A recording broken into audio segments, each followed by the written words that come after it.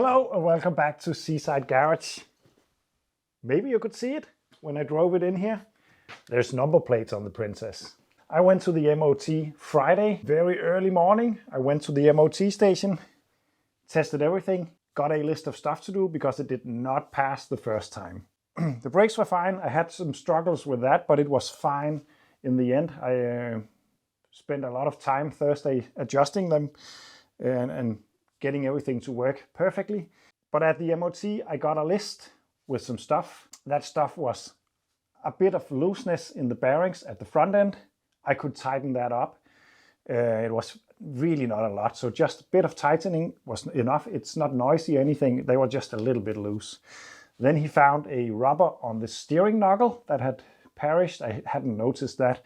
I changed that as well. Then the seat belt at the driver's side didn't really work. It worked, it was okay to take on, but to put on and all that, but it wouldn't really hang on when you pulled it. So it wouldn't work in a crash actually. I fixed that by disassembling it and greasing it up and putting it back together, then it worked fine. Then he found a little bit of rust in here that I fixed, just in the inner panel, and also a little bit of rust on the door right here. It's actually, I think it's looking pretty good from a distance, but it's really quickly made because I went back home in the garage and fixed all that stuff pretty quickly and went back to the MOT station because I only had the testing plates for the Friday. And Saturday was a big classic car meeting in Denmark. And I really wanted to take this car to that place. So I didn't film any of that because it really had to go quickly. But I managed, and I went back to the MOT station, got everything checked off, and the car is now MOT'd with no faults at all, and number plates is on the car. And yeah, I took this car to the classic meeting the day after. So the real trip in this car was around 120 kilometers. It just did it, no problems. It's pretty awesome, this car. If you know this channel and me and my cars and my projects, you will know that I tend to just always fall in love with the cars when they are ready for the road. This is no exception. My plans was for sure to keep the Datsun, sell the Lada, sell this one. Now I just don't know. But I have 4 classic cars now on number plates. I want that number to go down to 2. At the moment it's the Princess, the Datsun, the Lancia A112 Abarth, and the Lada Niva. It's going to be really tough to decide. But before that, I will have to just enjoy this car a bit more because it's awesome to drive. Oh, it's such a nice feeling to get this car back on the road. And so fun to be in the driver's seat of this car. If you remember when I got this car, I told this story about the car from my childhood. My parents' car was a red 1.8 or 2.0, I'm not really sure, but not a 2200 Austin Princess. Yeah, they are called Austin Princess in Denmark for some reason. But a huge amount of my childhood was on the back seat of a Princess and sitting on the front seat. Sometimes it feels a little bit like I'm actually seeing myself sitting on the back seat just as a child because yeah, it's waking up a lot of memories. But all is not completely well. I have 2 things that I hope to fix today. One thing is the tappets are so noisy in this car, and it's really audible inside the car, which it's really taking a lot of the luxury car feeling away because I can hear that nice, quiet, rumbling straight 6 engine out here, but then it's really annoying. But what I have decided to do today, because of a tip that I got from a guy who knows a bit about these old cars, is that apparently the valves wear into the shims. So in theory, I should be able to take the shim and turn it upside down, put it back together, and then I should have a better reading. More importantly, I will be able to measure the shims or see what numbers are written on them. The other thing, there's no heat in the cabin at all. The heater is for some reason not working. I can feel hot water going in both of the hoses going to the matrix. So maybe it's just a valve inside the car that is not really opening or something else, I don't know. So sitting in a luxury car that got noisy tappets and no heating, that is ruining the experience a little bit. And being a British car, they didn't really bother to take the hood latch and move it to the right side or the left side of the car, which is normally the case. So you have to go to the passenger side to pop the bonnet, which is a bit weird, especially considering that you can have a passenger pop your bonnet when you drive if they are, you know, the fingering type. It's not a word, I think. Well, anyway, I'm gonna take off the valve cover just like I did last time, and then we're going to try to take the camshaft off.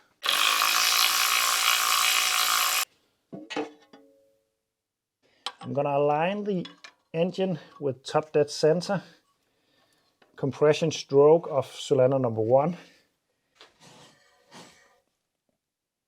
This should be compression stroke.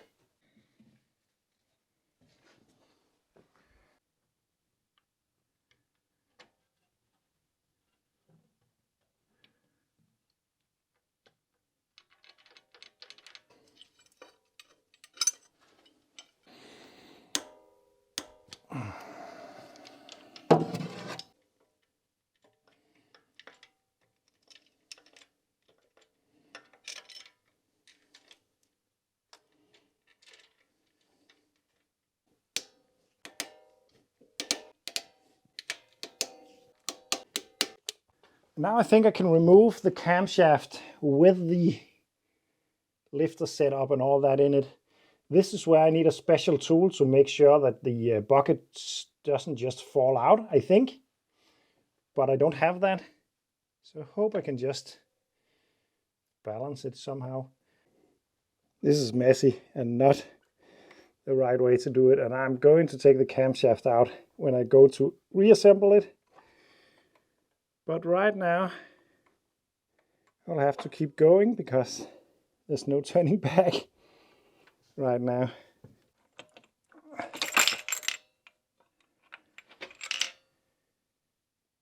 Ha ha ha, I did it. They're all out. Pretty messy job. Okay, so this was actually what I was trying to accomplish. I just would have liked to have done it a little bit cleaner. Anyway, we are here now. I'm gonna clean up, wash my hands and get some gloves on and then take a deep breath before I continue to be a bit more organized. Because underneath those buckets is supposed to be a little shim. But I need to at least measure them and see the size. But I'm gonna clean up first. Okay, so I'm back with the gloves. It's way too late for too much mathematician stuff for me. But what I'm gonna do now is to remove each and every bucket, check the shim, write down the number, flip it. And then I got the old measurements from last video. So when I got all the numbers written down, then I can actually calculate what I need, I think. But I'm not gonna calculate anything today. I'm just gonna read the number and flip the little metal plate. So that is what I'm going to do. Down there is a metal plate. And you can almost see the wear mark in the middle. That is what I'm hoping to get rid of by flipping it.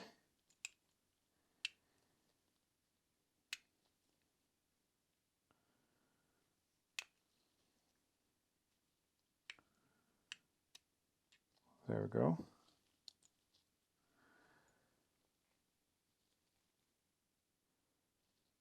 But this one reads number 19. 19 should be 3.03 millimeters.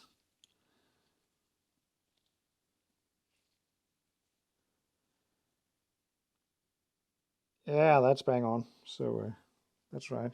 Then I'm gonna flip it, write down the number, and then fit it back to the engine. So I'm gonna do that to all of them. Take them out, check the number, do a measurement to check if it's true, flip it, write down the number, and put everything back together. I'm just gonna go ahead and do that right now. It's just the same as the stuff I have been doing so far, and then take it back. I'm not expecting this to work per se, but maybe it will. And if not, then I at least should have the numbers that I need to calculate what I need to buy. But I'm gonna do this now and then take you back. Okay, so it's getting very late now. I got a lot of numbers and oil everywhere. What I have written down is, of course, the clearance measured in the previous video. Up here is the size of the shims. This one is really weird because it's an intake and it's 060, which is way over. So that will be noisy, of course. It's also got a really tiny shim. So what I'm going to see if I can do is to calculate the correct shims.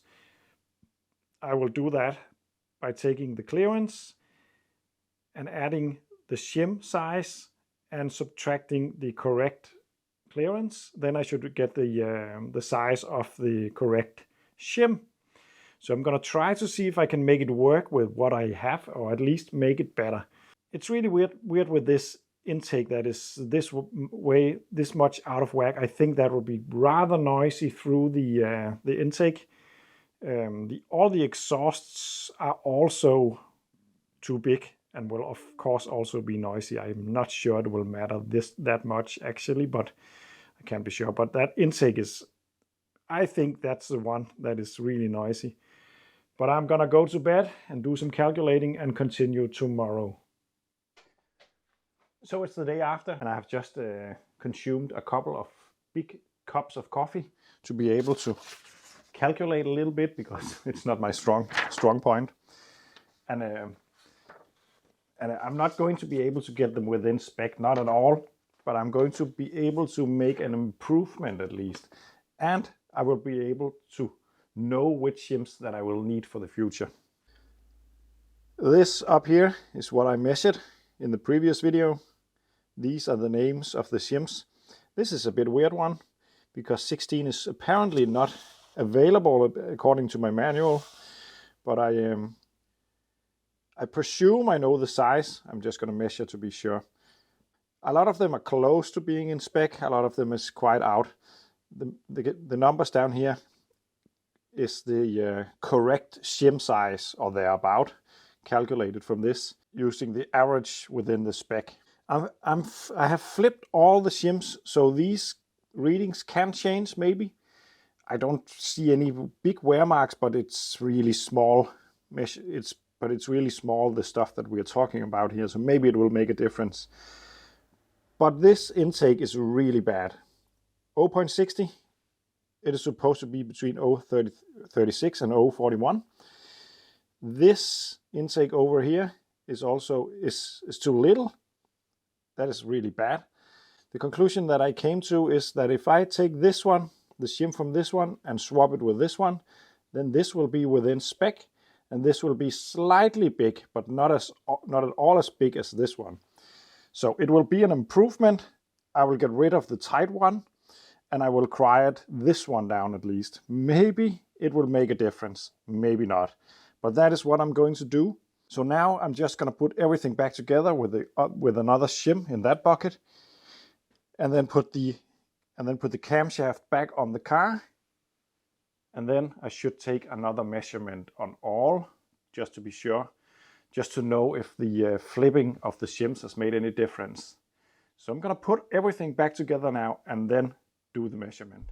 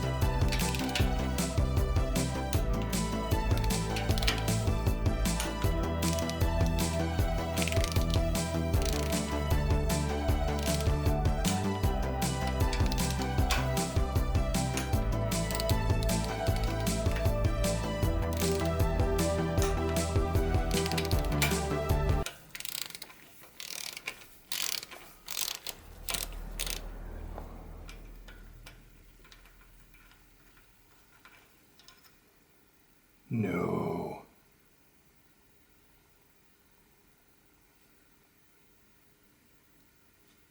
Jesus Christ. No.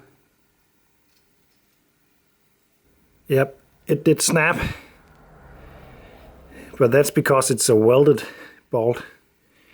It snapped once before and has been welded. I didn't notice that.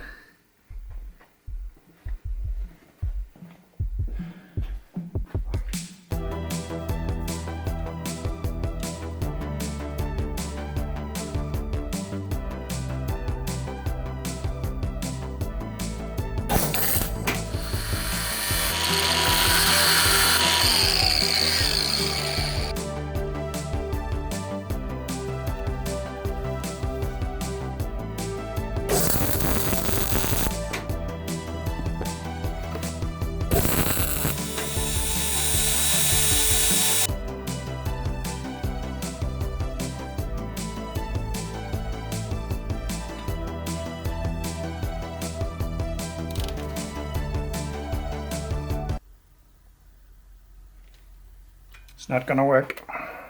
Damn it.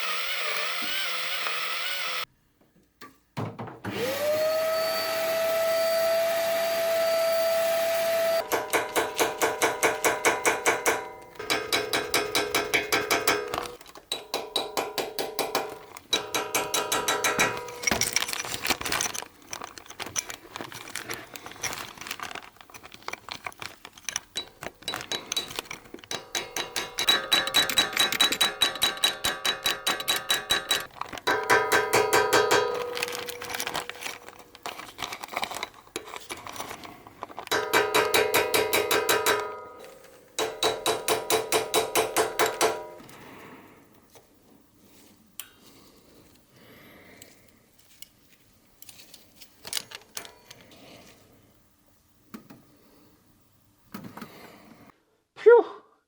Catastrophe avoided. That was pretty intense. And to be honest, I need to practice a bit in taking a short break and thinking things through before proceeding. But, well, maybe I was just unlucky. But I think you could see it on the video. I don't know if it was focused, but the bolt that snapped in the first place over here was welded. It was welded before. I didn't check if it was actually torqued to spec. I have a feeling that it was not torqued to spec because I tried to re-weld it twice, actually. It snapped both of the times.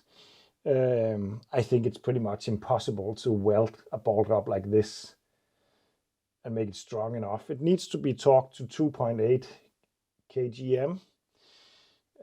So not a lot really, but the last time it snapped all the way down in the head, and it was stuck in there, really stuck in there. I think I got a bit of distortion in the thread, so it was locked in place.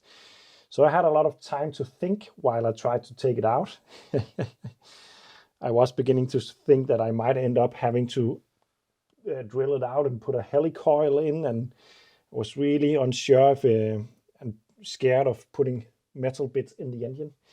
But while thinking and trying different stuff, two things happened. One thing was that I snapped a little drill, stabbed my finger with it, and actually split a part of my nail. That was a not so good thing, but it's not that bad. But I started to think about another thing, because that welded bolt was somewhere. I don't know where it was. It was in this part of the engine because these two are thicker. But I'm pretty sure it wasn't tightened down to spec because it would have snapped. I'm pretty sure of it. So I have a feeling that the valve mechanism at one point wasn't tight enough. That would mess up the specs or the tolerances. So maybe it's part of the issue. What I shouldn't have done was to try to re-weld it, because, yeah. But the problem is that this is it's just not a normal bolt that I can go and buy, especially since the top of the bolt is actually also a hole with a thread that holds on the valve cover. So this is a special bolt. So I'm not out of the wood yet, because I need another one of these to actually put the engine back together again. And I'm not even going to touch that heater matrix that is not working inside of the car, not in this video at least.